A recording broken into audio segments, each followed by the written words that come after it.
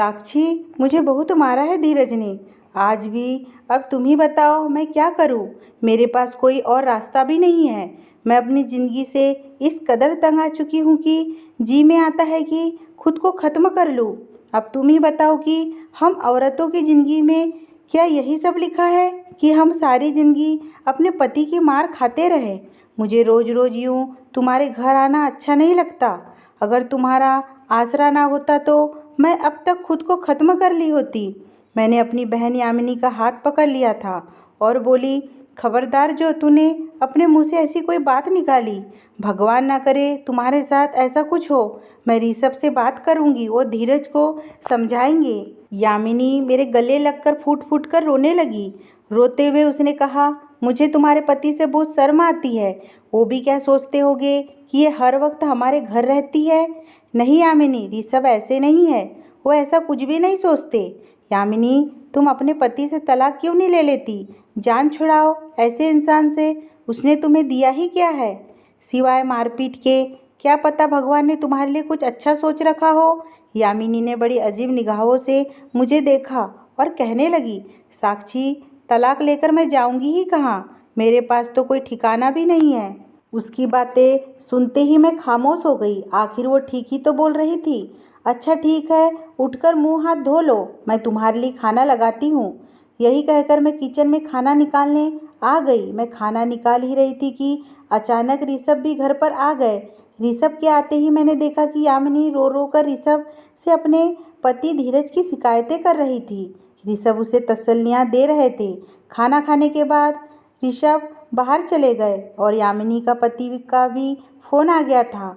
वह गुस्से में यामिनी से बोला, जल्दी घर आओ, नहीं तो मैं तुम्हारा वो हश्र करूँगा जो तुमने कभी सोचा भी नहीं होगा। यामिनी ने जब ये बात मुझे बताई तो मैं गुस्से से बोली, यामिनी, तुम्हारा पति तुम्हें इसलिए मारता पीटता है क्योंकि तुम उसकी धमकियों में आ जाती हो। एक बार उसके सामने अपनी अकड़ दिखाओ तो वह सुधर जाएगा। यामिनी ने कहा, साक्षी, अगर हमारे माँ बाप जिंदा होते तो मैं ज़रूर उसे अकड़ दिखाती, पर मैं बहुत बेबस हूँ। मैं तो हर रोज़ बस भगवान से यही दुआ करती मेरे पति को सद्बुद्धि दे ताकि मेरी ज़िंदगी किसी तरह गुजर सके। यामिनी की बातें सुनकर मेरा दिल बहुत दुखता था, पर मैं चाहकर भी अपनी बहन की तकलीफ़ें दूर नहीं कर सकती थी। यामिनी के जाने के बाद मैं किचन में आ गई और बर्तन समेटने लगी, मगर मेरी तबीयत कुछ खराब लग रही थी। मुझे लगा कि अपनी बहन यामिनी के बारे में सोचने से मेरे साथ ऐसा हो रहा है। मेरा दिल घबरा रहा था और मुझे चक्कर आने लगा। मैं सारे काम को छोड़कर सोफे पर आकर लेट गई। मुझे पता ही नहीं चला कि कब मेरी आँख लग गई। मेरी आँख तो तब खुली जब ऋषभ मेरे पास बैठकर मुझे बाजुओं से हिलाते हुए कह रहे थे, क्या बात है साक्षी, तुम इस तरह तो कभी नहीं सोती, सब खैरियत तो है? मैं आंखें मसलते हुए उठ बैठी। मैंने घड़ी की तरफ देखा तो दंग रह गई। मैं पिछले 4 घंटों से सो रही थी। मैंने कहा, ऋषभ, मेरा जी घबरा रहा है, इसलिए सोफे पर आकर लेट गई और मुझे पता ही नहीं चला कि कब आँख लग गई है। मेरी तबीयत को देखते हुए ऋषभ घबरा गए थे। मैंने ऋषभ से कहा, पर मैं अभी भी कुछ ठीक महसूस नहीं कर रही हूँ, मेरा जी घबरा रहा है। ऋषभ ने कहा, ऐसा ही होना ही था। जब तुम सारा सारा दिन किचन में काम करोगी तो ऐसे ही तबीयत रहेंगी। तुम्हारी बहन यामिनी कौन सा वर्षों बाद आती है जो तुम उसकी इतनी खातिरदारी करती हो? 2 हफ्ते में 2 बार तो आ ही जाती है। यामिनी के बारे में मैं ऋषभ से कुछ बात करना चाहती थी, मगर इस कदर चक्कर आ रहे थे कि मैं बैठ गई। ऋषभ बोले, चलो मैं तुम्हें डॉक्टर के पास लेकर चलता हूँ।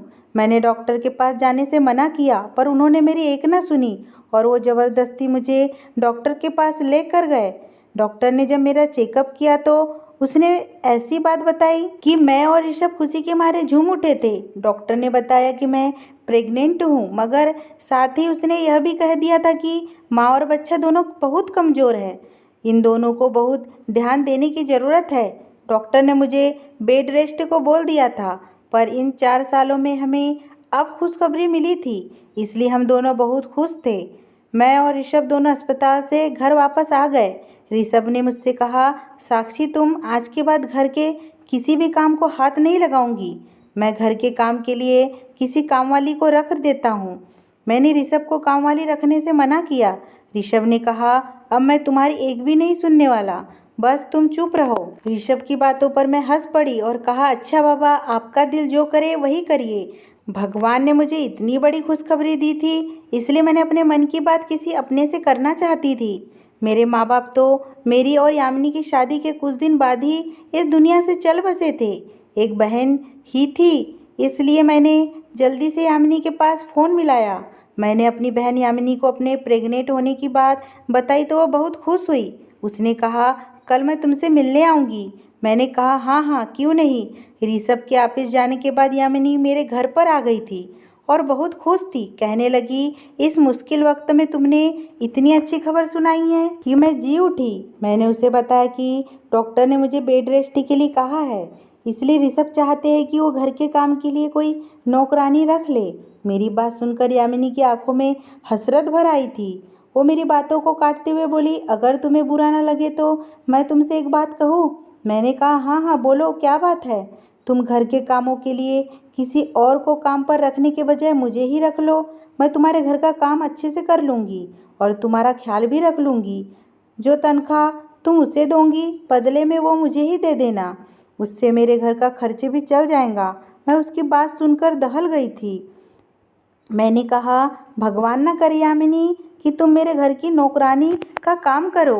तुम वैसे ही मेरे घर मेरा ख्याल करने आ जाना। हम दोनों बहनों में थोड़ी बहुत बातें हुई और फिर यामिनी थोड़ी देर बाद अपने घर चली गई। शाम को जब ऋषभ ऑफिस से घर आए तो उनके साथ एक नौकरानी थी। उन्होंने मुझसे कहा कि आज से घर के सारे काम शांताबाई करेंगी। वो अधेड़ उम्र की औरत मुझे सही लगी। मैंने ऋषभ की बातों पर सहमति से सर हिला दिया था, मगर रात जब सोने के लिए लेटे तो मेरी और यामिनी के बीच जो बातें हुई थी बताने लगी। मैंने ऋषभ से पूछा, ऋषभ, अगर यामिनी मेरे घर मेरा ख्याल करने आना चाहे तो क्या आप इजाज़त दे देंगे। ऋषभ ने मुझे घूरते हुए कहा, हरगिज़ नहीं। तुम्हारी आंखों पर तो तुम्हारी बहन की मोहब्बत की पट्टी बंधी है, पर मैं पुरानी बातें नहीं भूल सकता। कभी बीते दिन की बातें भी याद कर लिया करो तो तुम्हें सब कुछ समझ में आ जाएगा। ऋषभ के मुंह से यह सब सुनकर मेरी आंखों में आंसू थे। मैं सोच रही थी कि मुझे क्या ज़रूरत थी अपनी बहन की सारी बातें बताने की। काश मैंने अपनी बहन की बातों को नहीं बताया होता तो मुझे यह सब नहीं सुनना पड़ता। मेरी नौकरानी दिन रात घर के सारे काम करती और मैं आराम करती रहती। मुझे बहुत खाली वक्त मिलता। इन खाली टाइम में मैं अपनी बहन को बुला लिया करती। हम दोनों बहनें ढेर सारी बातें करते। धीरे धीरे करके वक्त गुजर रहा था। एक दिन ऋषभ मेरे पास आए और मुझसे कहने लगे, साक्षी, एक बहुत बड़ी परेशानी आ गई है। मैंने घबरा कर पूछा, क्या बात है, कौन सी परेशानी। उन्होंने कहा कि ऑफिस के काम के सिलसिले में मुझे 2 दिनों के लिए शहर से बाहर जाना पड़ेगा, इसलिए मैं बहुत परेशान हूँ। मैं तुम्हें ऐसी हालत में अकेला छोड़कर नहीं जाना चाहता। मुझे कुछ समझ में नहीं आ रहा है कि मैं करूँ तो करूँ क्या। मैंने ऋषभ का हाथ पकड़ते हुए कहा, क्या हो गया है आपको। आप बेफिक्र होकर जाइए, सिर्फ 2 ही दिनों की तो बात है और आपने तो घर के कामों के लिए नौकरानी भी रख दिया है। मैं उसे अपने कमरे में सुला लिया करूँगी। ऋषभ बेबसी से मुझे देखते रह गए थे, फिर बोले, अगर मेरी मजबूरी नहीं होती तो मैं कभी भी तुम्हें इस हालत में छोड़कर नहीं जाता। मैंने ऋषभ को दिलासा दिया तो वो मेरी बात मान गए और अपने सफ़र के लिए निकल गए। ऋषभ के जाने के बाद मैं सोचने लगी कि काश यामिनी मुझसे मिलने आ जाती तो बहुत अच्छा होता। पूरा दिन मैं यामिनी का इंतज़ार करते ही रह गई, पर वह नहीं आई। लेकिन शाम के वक्त मेरी नौकरानी ने मुझसे कहा कि मेम साहब, आपसे मिलने आपकी बहन यामिनी आई है। यामिनी का नाम सुनते ही मैं खुश हो गई। मैंने कहा कि उसे अंदर भेज दो। यामिनी जब मेरे पास मुझसे मिलने आई तो उसकी हालत देखकर मैं हैरान थी। उसके चेहरे पर जगह जगह चोट के निशान लगे थे और उसके बाल भी बिखरे थे। वो मुझसे रो रो कर कहने लगी, साक्षी, मैं बहुत परेशान हूँ। मेरा घर अब टूटने से तू ही बचा सकती है। मेरे पति ने आज मुझे बहुत मारा और बोला कि अब मैं तुम्हें छोड़ दूंगा, मैं तुम्हें तलाक दे दूंगा। ऐसी कठिन समय में मैं किसका सहारा लूँ। माँ बाप तो है नहीं, इसलिए मैं तुम्हारे पास आ गई कि अब तू ही मेरे पति को समझा। मैंने कहा, हाँ हाँ, क्यों नहीं, पर रात होने वाली है, कल चलेंगे। मेरी बात सुनते ही वो रोने लगी। उसने कहा, नहीं, आज ही चलते हैं।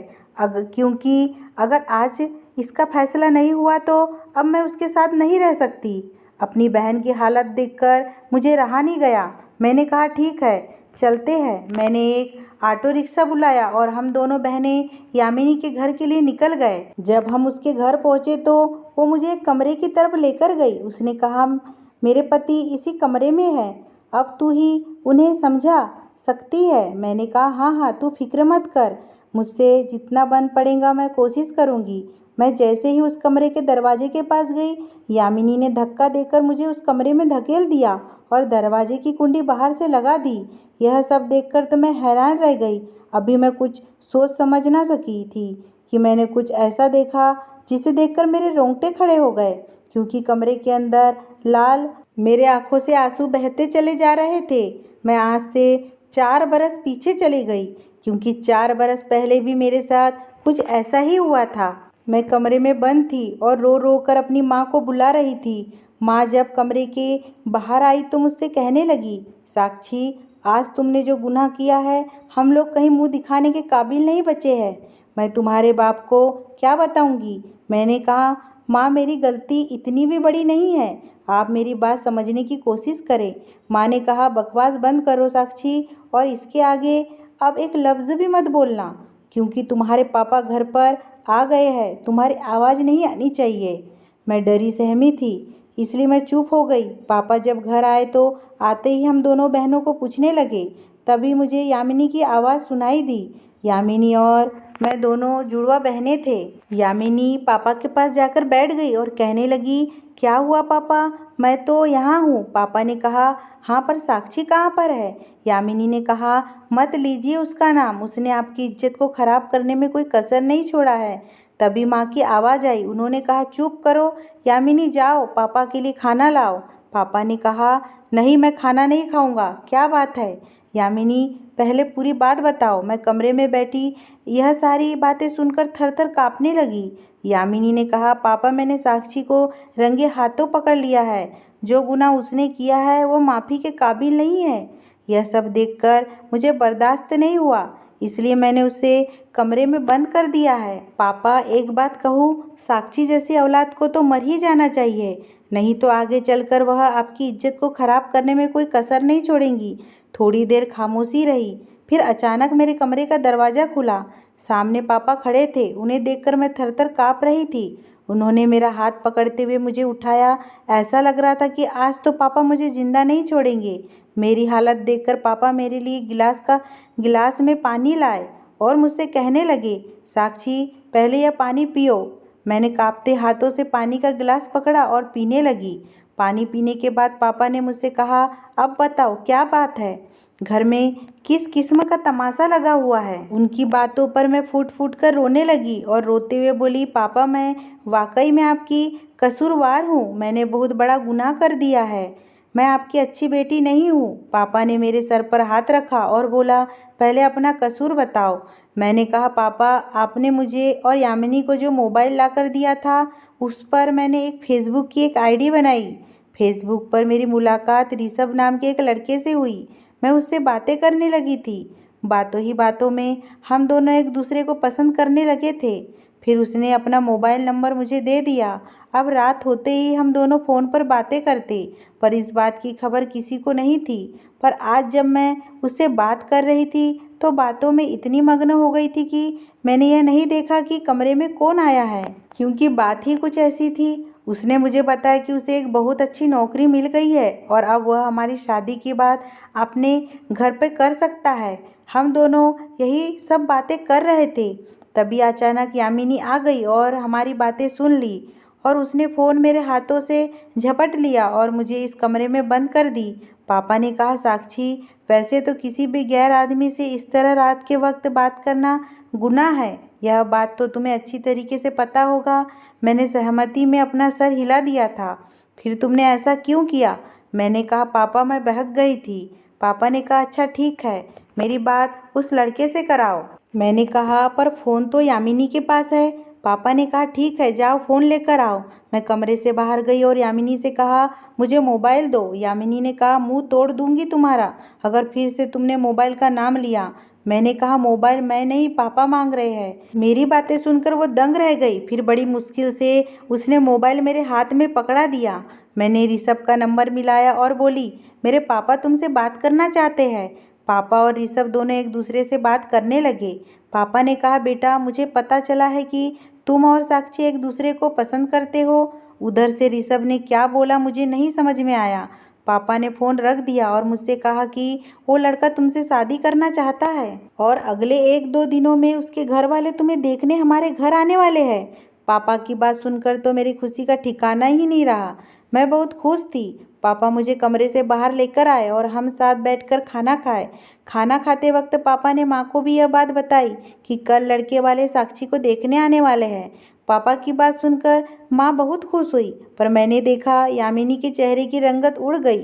वो मुझे घूर रही थी। अगले दिन बड़ी सी गाड़ी हमारे घर के सामने आकर रुकी थी। मोहल्ले वाले देखकर दंग रह गए थे। मैं तो खुद ही ऋषभ के घर वालों का रहन सहन देखकर दंग रह गई थी। वो बहुत ही अच्छे लोग थे। ऋषभ के घर वाले मेरे पापा और मेरी माँ दोनों को बहुत पसंद आए और इस तरह मेरा और ऋषभ का रिश्ता तय हो गया। पर यामिनी तो मेरी दुश्मन बन गई थी। उसने हर मुमकिन कोशिश की थी कि मेरा यह रिश्ता ना हो। उसने रास्ते में बहुत रोड़े अटकाए थे, पर यामिनी की हर कोशिश नाकाम हो गई। कुछ दिन बाद मेरी और ऋषभ की शादी बड़े धूमधाम से हुई और मैं दुल्हन बनकर ऋषभ के घर आ गई। ऋषभ बहुत अच्छे थे। मैं उनके साथ बहुत खुश थी। कुछ दिन बाद पापा ने यामिनी की भी शादी तय कर दी। यामिनी का ससुराल मेरे ससुराल के कुछ ही दूरी पर था और उसकी भी शादी हो गई। पर जो कुछ भी मेरे साथ यामिनी ने किया था, मैंने यामिनी से सारे नाते रिश्ते तोड़ दिए थे। पर माँ बाप के गुजरने के बाद एक दिन अचानक यामिनी मेरे घर आ गई और उसने बीते दिनों की गलतियों का मुझसे माफ़ी मांगने लगी। मैंने भी अपना दिल बड़ा करके उसे माफ़ कर दिया था। अब यामिनी अक्सर ही हमारे घर आया करती थी। वह मुझे बताती थी कि उसका पति अच्छा इंसान नहीं है, वह एक शराबी है और उसे मारता पीटता रहता है। उसके दुख को सुनकर मैं भी दुखी हो जाती थी। ऋषभ को जब भी यह बात पता चलती कि यामिनी घर पर आई है तो वो बहुत गुस्सा करते, क्योंकि वह यामिनी की हरकतों से वाकिफ थे। वह मुझे समझाते हुए कहते, साक्षी तुम्हारी बहन अभी भी बदली नहीं है, वह वैसी की वैसी ही है। इस बात पर मैं उनसे कहती कि नहीं, अब वो बदल गई है। आप बेवजह बीती हुई बातों को अपने दिल पर लेकर बैठे हैं। मगर आज जब यामिनी ने मुझे फिर से अंधेरे कमरे में बंद कर दिया तब मुझे यकीन हुआ। सच बात है, ऋषभ सच कहते थे। वह वाकई में नहीं बदली थी। मेरी नज़र कमरे के दीवार पर पड़ी तो दीवार पर लाल रंगों से लिखा था, आज की रात तुम मेरे पति की दुल्हन बन जाओ। यह सब देखकर मैं तो थर थर कांपने लगी थी। तभी अचानक मेरे कमरे का दरवाज़ा खुला और मेरे सामने मेरा बहनोई खड़ा था। उसे देखते ही मैं घबरा गई। वह आगे बढ़ा, मेरे सर पर हाथ रखते हुए कहने लगा, साक्षी तुम्हें घबराने की ज़रूरत नहीं, चलो आओ, मैं तुम्हें तुम्हारे घर पर छोड़ देता हूँ। उनकी बातों से मुझे हैरत हुई। मैंने एक लंबी गहरी सांस ली और फिर कहा, मैं आप पर कैसे यकीन करूं? आपने तो मेरी बहन की ज़िंदगी बर्बाद करके रख दी है। उन्होंने एक लंबी गहरी सांस ली और फिर कहा, साक्षी जिंदगी तो मेरी यामिनी ने तबाह करके रख दी है। वह हर वक्त मुझ पर झूठे इल्ज़ाम लगाती है। मैंने आज तक उस पर कभी हाथ नहीं उठाया। शायद वो मेरे साथ रहना ही नहीं चाहती। अपने बहनोई धीरज की बातें सुनकर तो मैं हैरान हो गई। उन्होंने कहा कि जब आज मैं घर आया तो वो मुझे कहने लगी, मैं तुम्हारे लिए एक तोहफा रखी हूँ, जाओ जाकर कमरे में देख लो। मुझे कुछ समझ में नहीं आया तो मैं कमरे में आ गया, पर तुम्हें देखा तो हैरान था। मुझे समझ में आ गया था कि मैं तो कभी सपने में भी नहीं सोच सकता कि यामिनी अपनी बहन के साथ ऐसा कर सकती है। वह किसी की नहीं है। मुझे मेरा बहनोई धीरज घर लेकर आया था, पर घर आते ही सामने का मंजर देख मेरे पैरों तले से जमीन खिसक गई, क्योंकि मेरी बहन मेरे पति को बहलाने की कोशिश कर रही थी। जब यामिनी की नज़र हम पर पड़ी तो वह घबरा गई। ऋषभ मुझे देखते ही मेरे पास आकर घबरा कर पूछने लगे, तुम कहाँ पर चली गई थी? ऋषभ की बातों का जवाब मेरे बहनोई ने दिया था। यह सब जानने के बाद ऋषभ ने मुझसे कहा, साक्षी मैंने तुम्हें बहुत समझाया कि अपनी बहन से दूर रहा करो, पर तुम्हें कुछ समझ में नहीं आता था। तुम तो बहन के प्यार में पागल थी। साक्षी मैं तुम्हें बताना नहीं चाहता था, क्योंकि मुझे लग रहा था कि क्या पता तुम मेरी बातों पर विश्वास करोगी भी या नहीं, पर आज बता रहा हूँ। तुम्हारी बहन यामिनी जब भी मुझसे अकेली मिलती वो मुझे तुम्हारे खिलाफ भड़काने की कोशिश करती, पर साक्षी मुझे तुम पर खुद से भी ज़्यादा विश्वास था। और तुम्हें यह लग रहा होगा कि मैं इतना जल्दी कैसे वापस आ गया। मैं तो दूसरे शहर जा रहा था। हाँ, पर अचानक जिस काम के लिए मैं जा रहा था वो काम अगले महीने होगा, इसलिए मुझे वापस आना पड़ा। साक्षी, तुम्हारी बहन तुमसे नफरत करती है।